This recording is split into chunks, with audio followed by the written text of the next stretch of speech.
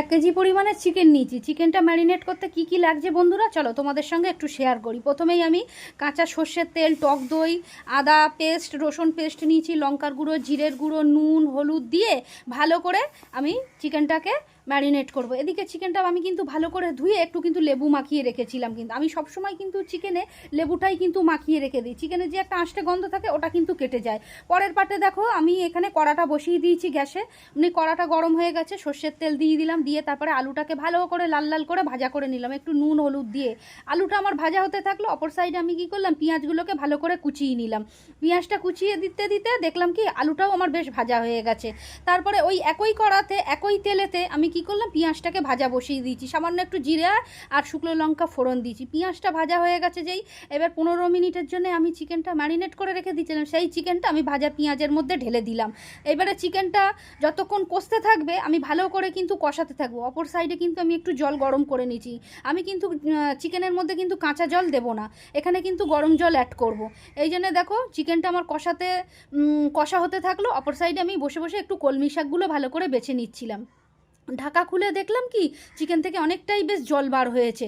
এইরকম চিকেন কষা খেতে কিন্তু দারুণ স্বাদ লাগে। অপর সাইডে বর দেখো একটু আম পেড়ে আমাকে দিয়েছে, বলে একটু আমের চাটনি করো। আর এটা হচ্ছে 12 মাসি আম গাছ, সবসময় কিন্তু আম হয়। এই দেখো জল গরম দিয়ে দিলাম, যেই ঝোলটা ফুটে উঠেছে উনি একটু গরম মশলা দিয়ে আমি নাবিয়ে নিয়েছি। দেখো মাংসের কালারটা যেমন সুন্দর হয়েছে, খেতেও কিন্তু অসাধারণ হয়েছে। আমরা খেয়েছি তাই আমরা রিভিউটা দিলাম বন্ধুরা।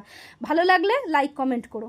1 কেজি পরিমাণের চিকেন নিয়েছি। চিকেনটা ম্যারিনেট করতে কি কি লাগছে বন্ধুরা, চলো তোমাদের সঙ্গে একটু শেয়ার করি। প্রথমেই আমি কাঁচা সর্ষের তেল, টক দই, আদা পেস্ট, রসুন পেস্ট নিয়েছি, লঙ্কার গুঁড়ো, জিরের গুঁড়ো, নুন হলুদ দিয়ে ভালো করে আমি চিকেনটাকে ম্যারিনেট করব। এদিকে চিকেনটা আমি কিন্তু ভালো করে ধুয়ে একটু কিন্তু লেবু মাখিয়ে রেখেছিলাম। কিন্তু আমি সবসময় কিন্তু চিকেনে লেবুটাই কিন্তু মাখিয়ে রেখে দিই, চিকেনের যে একটা আঁশটে গন্ধ থাকে ওটা কিন্তু কেটে যায়। পরের পাটে দেখো আমি এখানে কড়াটা বসিয়ে দিয়েছি গ্যাসে। কড়াটা গরম হয়ে গেছে, সর্ষের তেল দিয়ে দিলাম, দিয়ে তারপরে আলুটাকে ভালো করে লাল লাল করে ভাজা করে নিলাম একটু নুন হলুদ দিয়ে। আলুটা আমার ভাজা হতে থাকলো। অপর সাইডে আমি কি করলাম, পেঁয়াজগুলোকে ভালো করে কুচিয়ে নিলাম। পেঁয়াজটা কুচিয়ে দিতে দিতে দেখলাম কি আলুটাও আমার বেশ ভাজা হয়ে গেছে। তারপরে ওই একই কড়াতে একই তেলেতে আমি কি করলাম, পেঁয়াজটাকে ভাজা বসিয়ে দিয়েছি, সামান্য একটু জিরা আর শুকনো লঙ্কা ফোড়ন দিয়েছি। পেঁয়াজটা ভাজা হয়ে গেছে যেই, এবার 15 মিনিটের জন্য আমি চিকেনটা ম্যারিনেট করে রেখে দিয়েছিলাম, সেই চিকেনটা আমি ভাজা পেঁয়াজের মধ্যে ঢেলে দিলাম। এবারে চিকেনটা যতক্ষণ কষতে থাকবে আমি ভালো করে কিন্তু কষাতে থাকবো। অপর সাইডে কিন্তু আমি একটু জল গরম করে নিয়েছি। আমি কিন্তু চিকেনের মধ্যে কিন্তু কাঁচা জল দেবো না, এখানে কিন্তু গরম জল অ্যাড করব। এই জন্য দেখো চিকেনটা আমার কষা হতে থাকলো। অপর সাইডে আমি বসে বসে একটু কলমি শাকগুলো ভালো করে বেছে নিচ্ছিলাম। ঢাকা খুলে দেখলাম কি চিকেন থেকে অনেকটাই বেশ জল বার হয়েছে। এইরকম চিকেন কষা খেতে কিন্তু দারুণ স্বাদ লাগে।